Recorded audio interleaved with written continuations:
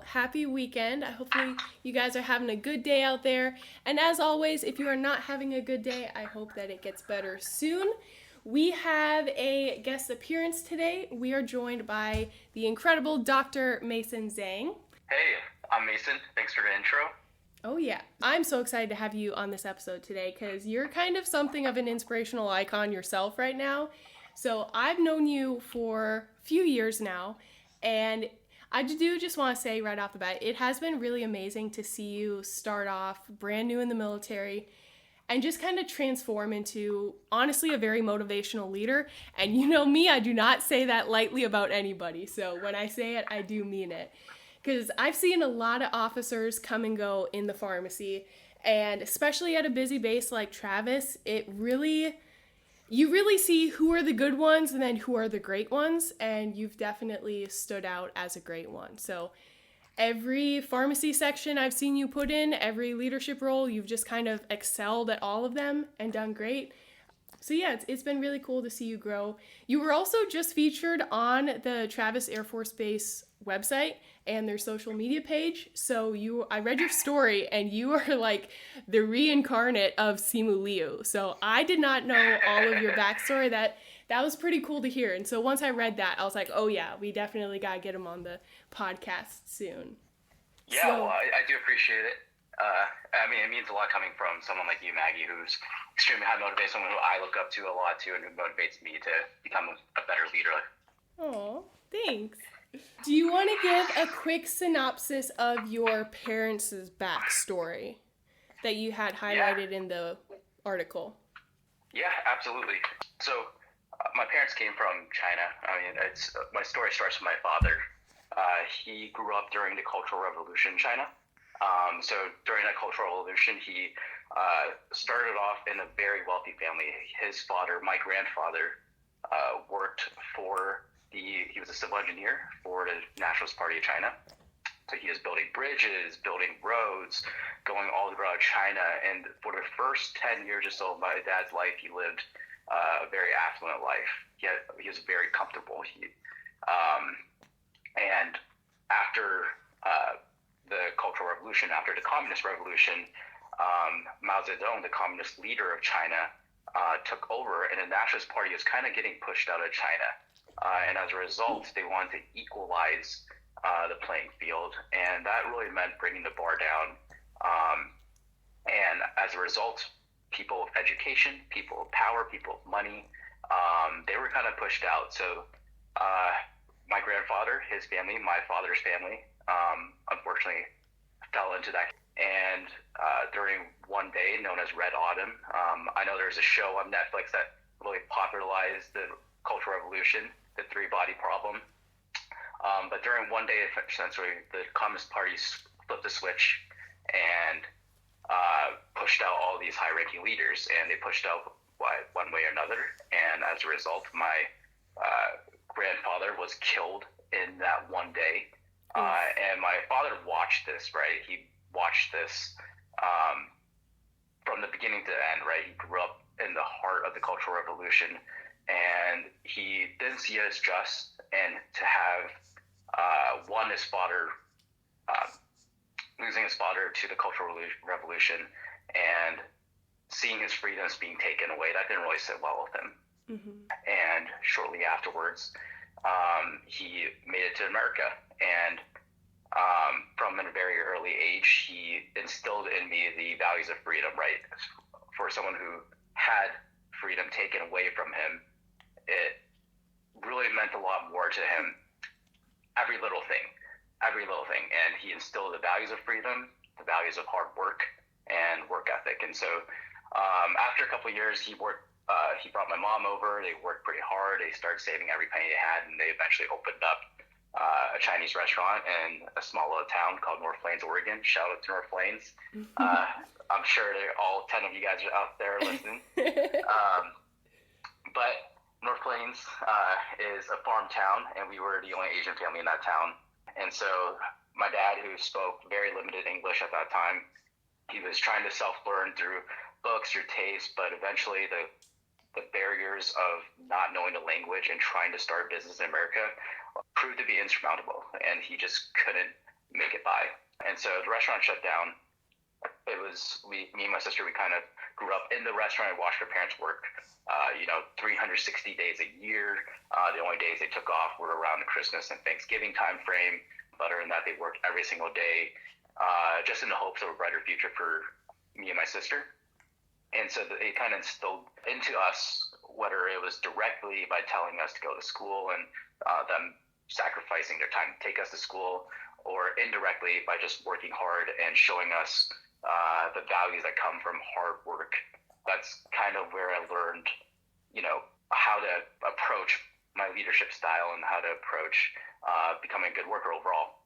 So fast forward a couple of years, they instilled that into me. I was able to get an education. I went to Oregon State. I came out, worked as a pharmacist for a couple of years, and it was great. I worked at the VA. I worked at CVS. I worked at Walgreens. I eventually ended up at Klamath Tribal Health. And for me, that was kind of the end game was, hey, this sweet ambulatory care job. I was doing very well in that job, earning all types of bonuses, accolades, whatever you name it.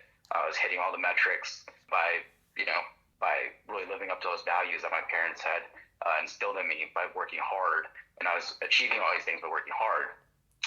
But then 2020 hit, and I was watching all of these things happen in the world, and I just felt a little bit uncomfortable. And I kind of thought back to what my father had told me from a very early age, and how grateful we should be to make it here, to have all these opportunities that we probably wouldn't have had in China. And I was, living a very comfortable life, but I realized I wasn't quite satisfied. I wasn't quite fulfilled until I could give back in a manner that would benefit myself and my country. And a country has done so much for my father, giving us the opportunity to make it here. And so with that, I commissioned in the Air Force. I competed for commissioning, made it into the Air Force late 2020, and it's been almost 4 years. So I got to meet great people such as Sergeant Kim, Maggie. Got to meet your husband, who's also a great guy, big fan of, and have gotten to do all types of fun things along the ways, and actually just got my new assignment. And I'm going to Hawaii next. I'm pretty excited for that. What? As well. Oh, I didn't know that. Congrats. Yeah, thank you. We're wrapping up here, so we're preparing to move out of California. So it's been a little bit hectic, but it's been fun. I mean, I don't know. I feel like you might have one up on Simu Liu, honestly. I think you might just beat him out. But I want to hone in. You're being very humble about your education. I want to hone in on that for this episode. So in your article with the Travis Air Force Base Public Affairs team, you say, quote, "The sacrifices made by my parents in the hope of a brighter future allowed me to pursue the higher education that they were not able to receive," unquote. And I mean, yeah, you said, oh, I got my degree, I got my doctorate, but I do want to hone in on that because it's not just, a degree in basket weaving. One, it's Oregon State, which is a very good school, and you got your bachelor's in microbiology, master's in business administration, and the doctorate in pharmacy. So it's, you're not just getting a degree, you're going above and beyond. You are doing the most of the most. And especially as a first-gen student, I mean, that's a lot. And so kudos to you for doing that. Thank you.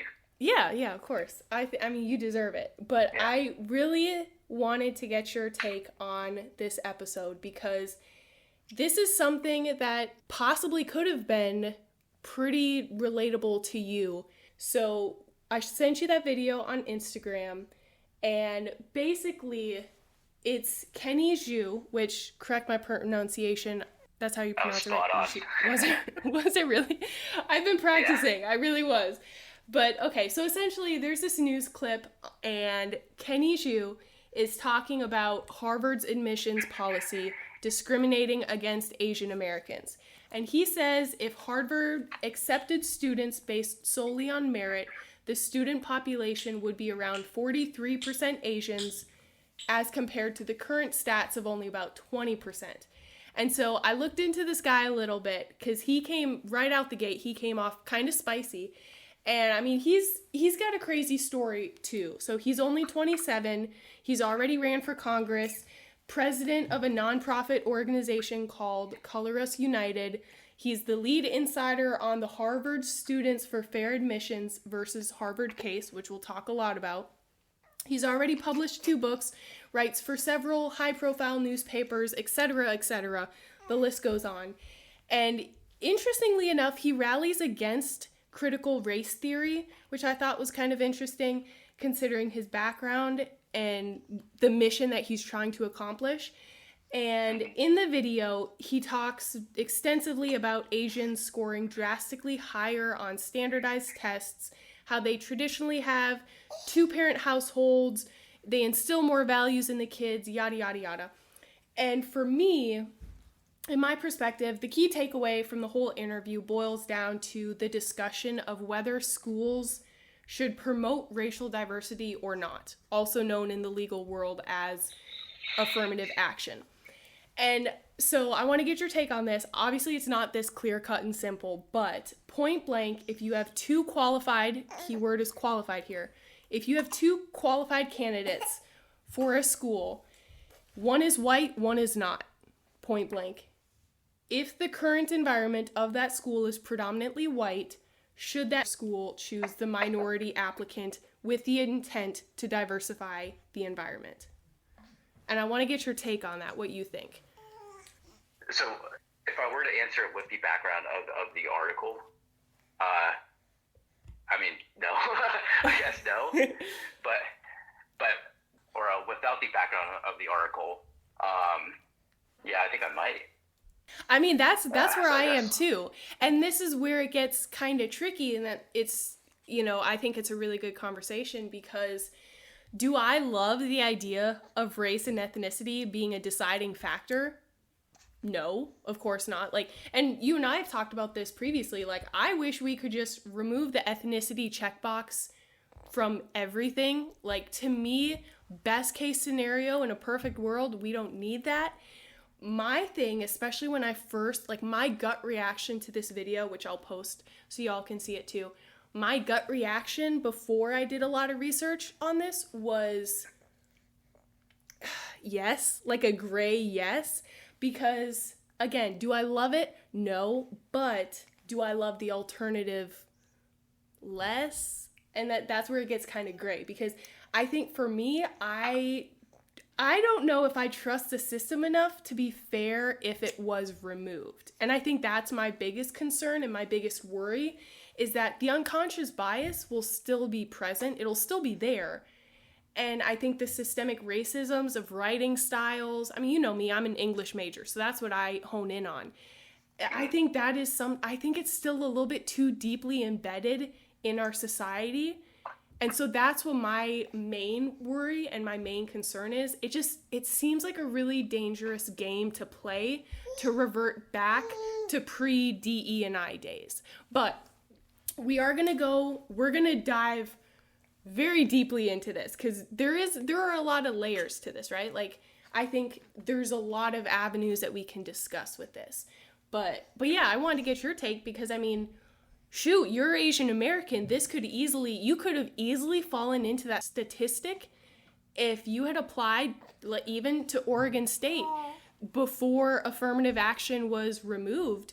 I mean, you could have been part of that almost 20% that, was accepted or wasn't accepted just because of your ethnicity. And I mean, same thing for Carmina. She's going to be half Korean. So if we're still in the same situation when she's going to college, and, I've talked about before, what box does she check? And is that going to be a deciding factor for her? Is that going to hinder her? Because it is a deciding factor. I don't know. Yeah. I mean, I think you're absolutely right, because removing the box is a dangerous game, because I think that box serves as almost like a protection. Mm-hmm. And that if you were to remove it, at that point, you're right, you're just relying on a trust of the system and people making good decisions based on objective values, right? And I think we've proven that that's not necessarily always going to happen. Yeah. It's tricky, yeah. It's a tricky discussion. And I'm not gonna lie, I don't know about you, but when I first watched this video a few times, because like I said, he came off, I feel like he came off a little spicy. And I was like, wow, you have some very passionate feelings about this. And yeah, I'm not gonna lie, I was reading his stuff and watching his interviews, and I was like, wow, you know, Petty Maggie was like, damn, sounds like this guy applied to Harvard and got rejected, and that's why he's saying this. But then I actually looked into it, and that's actually exactly what happened. He did apply to Harvard, and he was not accepted, and then he did some digging, found all these stats, and then he literally started the legal movement to get affirmative action removed. And so yeah, he was kind of bitter about it, but let's get into it, because this goes all the way back, I mean, way back to civil rights era. So I went on a deep dive of this. There is insane amount of legal precedent. I basically got an at-home legal degree, I'm not gonna lie, from the amount of research that I've done on this episode is wild. Okay, I was very impressed reading your notes. Thank you. And so all of this information that I have for y'all today, it's all coming from Sidley Austin Law Firm, which is the 11th largest firm in the US. So I would say, from my perspective, this is all pretty credible.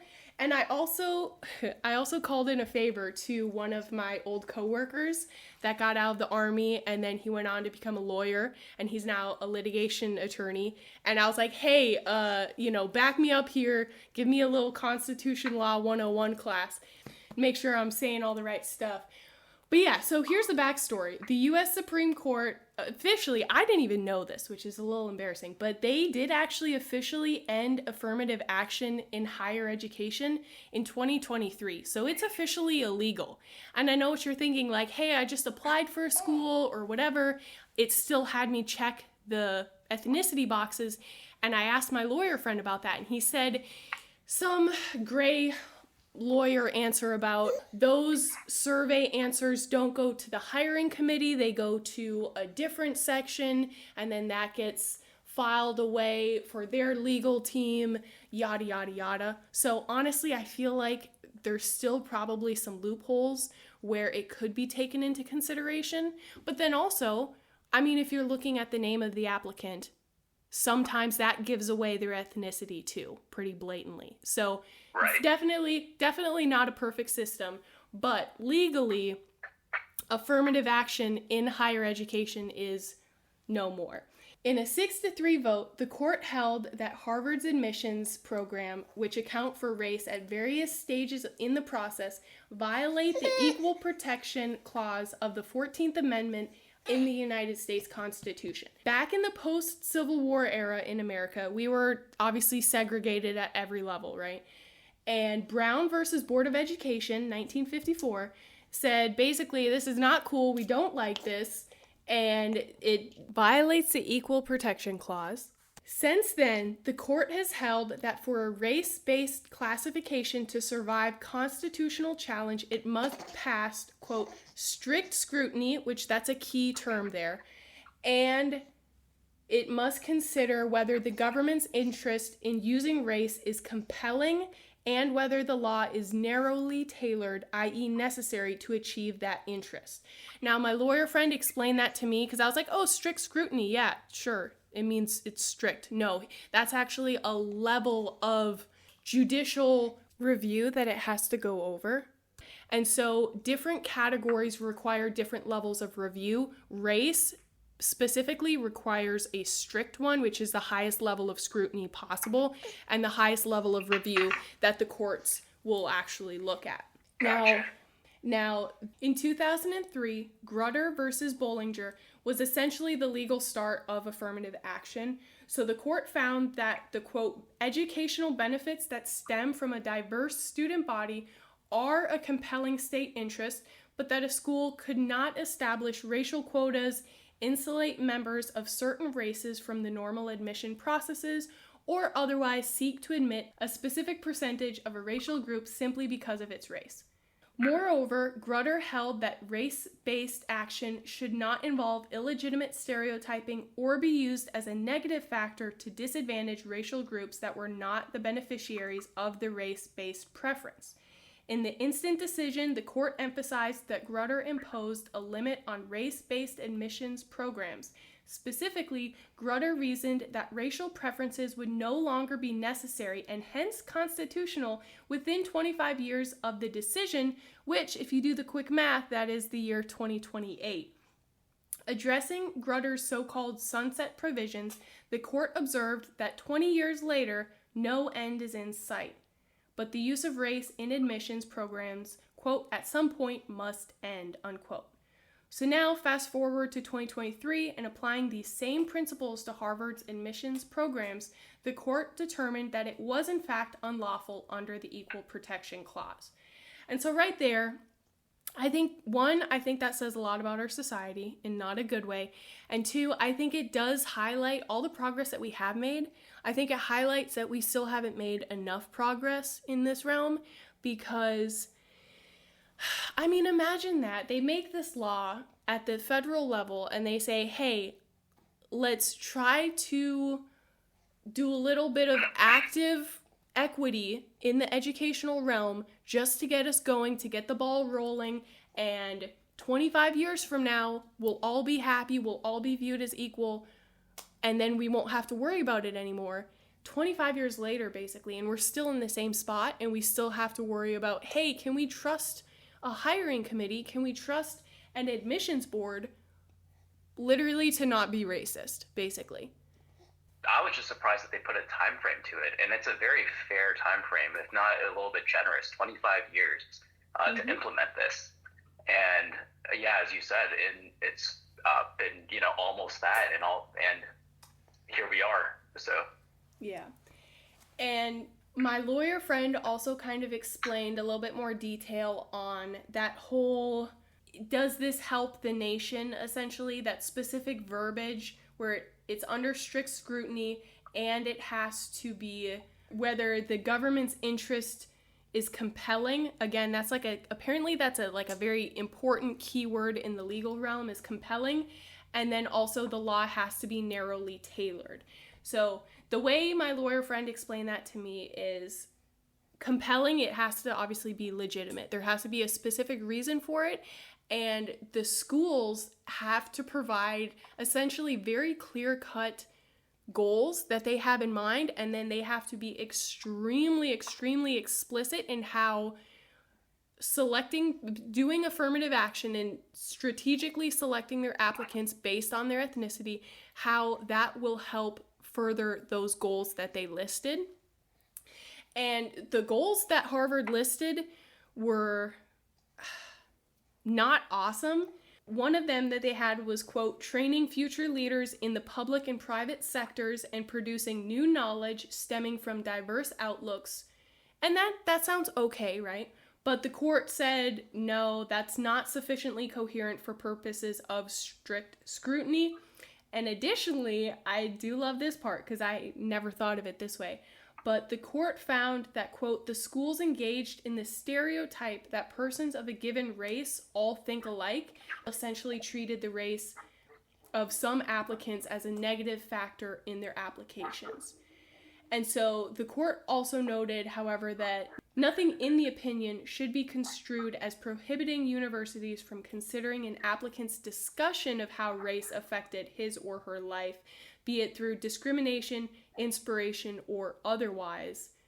And then, in short, quote, the student must be treated based on his or her experiences as an individual, not on the basis of race. And so that part, I was like, ooh, I'm kind of in the wrong there, because once they frame it that way and they say, like, hey, okay, you want a diverse outlook, but not all Black people have the same experience and think the same. Not all Asian Americans have the same experience and think the same. And so if you cherry pick ethnicities, you're not necessarily cherry picking diverse outlooks. And I was like, oh shoot, you're right. That does make sense. That's valid. Okay, I'll give them that. Yeah. So here's where it gets fun again, because we're up to opinions. So gotta love it. After this ruling, which again, it was 6-3, after the ruling, Justice Thomas, who voted for the removal of affirmative action, he said, quote, it is not even theoretically possible to help a certain racial group without causing harm to members of other racial groups. He defended the idea of a colorblind constitution, which I do hate that phrase, and stated that, quote, all racial categories are little more than stereotypes, suggesting that immutable characteristics somehow conclusively determine a person's ideology, beliefs, and abilities. And like I said, that is kind of fair because, I mean, if you look at me, am I white? Yes. Does that by default make me privileged in some realms of society? Yes. But then if you get really specific, there are a lot of things that were setbacks for me in the educational realm because of my upbringing. Because my parents were like, no, you don't need an education. That's a privilege, not an entitlement. And, you know, you're just going to get a degree in basket weaving, yada, yada. And so in that sense, I was kind of set back a little bit. But if you're just, you know, the people that are in the hiring pools, if they just see, oh, it's a white girl, they're going to say like, oh, daddy's money, blah, blah, blah, whatever. Where in reality, that's, you know, that's not the case. So, I mean, it gets kind of fuzzy. But on the other side of the vote, so the people that voted to keep affirmative action, Justice Sotomayor said that, quote, the court rolls back decades of precedent and momentous progress and cements a superficial role of colorblindness as a constitutional principle in an endemically segregated society where race has always mattered and continues to matter, unquote.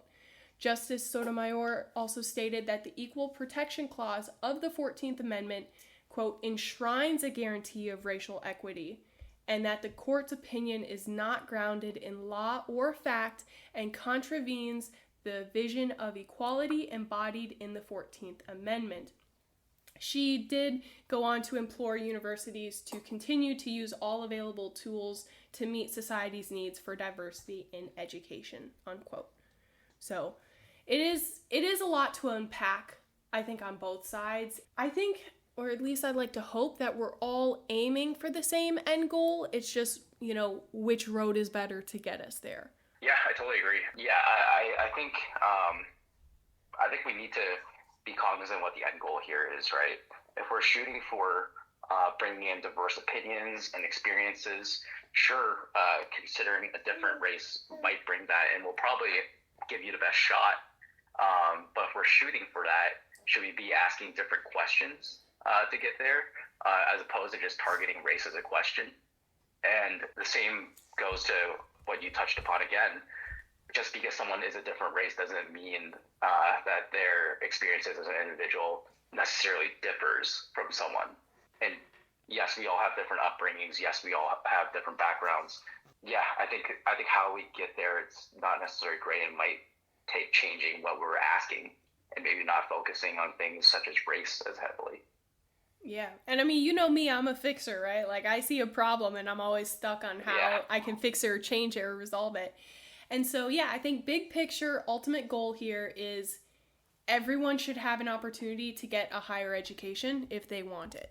I feel like we can all kind of agree on that. Everyone should get the fair shot at education. And the system is broken, sure. So originally I was thinking like, all right, let's adjust the system to make sure everyone can get that fair shot. And does that look like affirmative action? Maybe. But now that I've kind of done a little bit more research on it and I've thought about it a little bit more, I'm thinking maybe the better solution is to just get rid of the whole system entirely. Just install a new one that doesn't need to be rigged in order to get the results we want.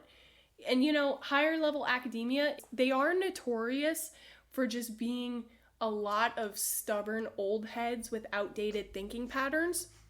So maybe our real solution is to just replace the people reading those applications and, you know, then maybe they won't have that archaic mindset of white European English is best and correct, and then we can achieve the goal of available education for all. Maybe that's what the solution is. I don't know. I do not know. But yeah, no, I mean, like I said in the beginning, not gonna lie, like when I first started watching this video, I was definitely more on the affirmative action side, but now that I've read all the legal precedent, I do think my stance has changed pretty definitively. Like I can see the gray areas where this is just not defensible in court. Like if you really break it down, it's, you know, like if we're all for equity, it can't be at the expense of other minorities. Because, like my lawyer friend said, he was like, hey, with affirmative action, it's not bolstering black people and that's ultimately hurting white people. No, he was like, no, this is bolstering other ethnicities and it's ultimately hurting Asian Americans statistically the most, because they're the ones that statistically score the highest on placement exams and the standardized testing. And so, like Kenny said in his video, if you're going purely off of merit, the stats are not where they should be. And so then I was like, dang, if I'm, is my backwards thinking ultimately hindering, my daughter's chance at getting into a good school if that's where she wants to go? And so then I was like, okay, let me reconsider this. And my lawyer friend too, he was straight up, he was like, Maggie, if something is a factor, it can be a deciding factor. And if race is made a factor in any capacity on an application, it can become a deciding factor. And we cannot have schools deciding who gets to go to school and who doesn't because of race, because you've made it a deciding factor. He was like, that is racism, that is bad. And I was like, okay, you're not wrong. When you say it like that, then I think it does make more sense. Because employers are still legally able to use affirmative action. And I just applied to a teaching role at ASU, and in the application, I get to the end part, and it's, asking these survey questions, do you work at ASU? Did you go to school at ASU? Whatever. And then one of them said in the fine print, it was like, oh, this is the legal text. It's like, we are an equal opportunity employer / affirmative action employer. And then it was like, what are your ethnicities? Blah, blah, blah. And so I was like, oh, shoot, here we go. So that's the next question, not for this episode, but just that kind of have in the back of y'all's minds, like, if it's not right to accept people to school based on what race they are, why is it okay to hire based on what race they are? You know what I mean? So it's just, I don't know, it's a vicious circle, and yeah, I feel like we definitely should be farther along after 25 years than we are. So yeah, I totally agree. Going back to Kenny's video, it kind of made me wonder how much of a weight this is, as opposed to something that's merit-based, such as SAT scores, right? Mm-hmm. Is it, if you had two applicants and they had, similar SAT scores, and you were shooting for, the race-based metric, I totally understand. But does race play above SAT scores if everything else, where does it rank in terms of priority when they're making these decisions? That's what I'm curious about. Right. I think it should rank a lot lower. And if we're talking about education, we're talking about going to college, we're talking about going to a place to get an education. The highest metric that you should be looking at is something that relates back to education, such as an SAT score. Mm-hmm. Those are my initial reaction and my initial thought on that. Yeah, and when you were telling your story about your parents in the beginning, it kind of made me think too, I wonder what your dad's take would be on this, because I kind of feel like this discussion and legally what we've done in the country of affirmative action and then removing it, I wonder if he would kind of see that as like a very, very watered down version of what happened in China, where they say, hey, people are getting too rich, too successful, let's level the playing field, and ultimately, kind of arguably destroy the lives of those that were doing well in order to level the playing field. I wonder if that's kind of sort of the same direction that this is going, because it's sort of the same message. Hey, let's level the playing field in school. Let's, make sure we get basically a quota. I know legally they can't have a quota, but essentially, let's be real, that's kind of what they were doing there. And so, I don't know, that kind of sounds like the same flavor to me. Yeah, now that you mention it, the parallels are there. It might be an extreme version, but the parallels mm-hmm. are there, right? We're looking to kind of bring the bar down a little bit, or make the playing field a little bit more even for everybody. And it's a very dangerous road that you might be heading down. So, It's crazy. You know, I feel like, you remember reading 1984 by George Orwell, like way back when in the day? I feel like we're just still just tiptoeing that line. I don't know. It's crazy. It's insane that book was written how long ago, and it's just, the parallels are there. Yeah, it's so sad. It's very scary if you think about it for too much, but yeah. Alrighty. Do you have anything else that you want to add? Definitely affirmative action. Thank you for having me. It's been an honor being on your show. Long-time listener. So an honor of mine to be on this show. So thank you. Thank you. I really appreciate that. I have to ask, because I ask all the guest appearances when they come on the show, what have you been reading or listening to these days? Do you have any recommendations for us? Oh, man. I've been reading a book called Chip War. I'm a geek. I love war, and it's about the Taiwan conflict and how chips play a role in how this future war and what microchips really are.